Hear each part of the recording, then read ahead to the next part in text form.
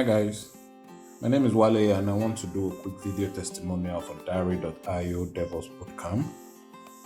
I joined the program 3 weeks ago with no prior IT knowledge, but in the space of 3 weeks I've picked up quite a number of skills since being on the platform. I've worked on several projects, some of which include web stack implementation, dealing with min stack, lamp stack.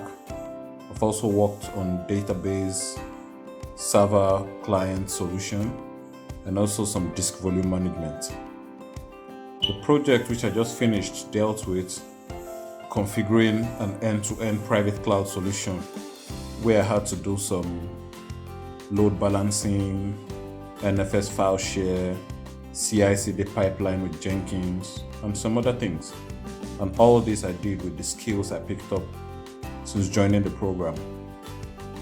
So now I'm looking forward to working on the upcoming projects where I get to work with tools like Ansible, Terraform, Docker, Kubernetes, and some other amazing tools in the DevOps space.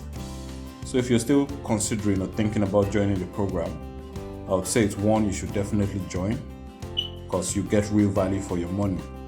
It's quite a unique program which is not something you'll find easily out there. Alright, bye.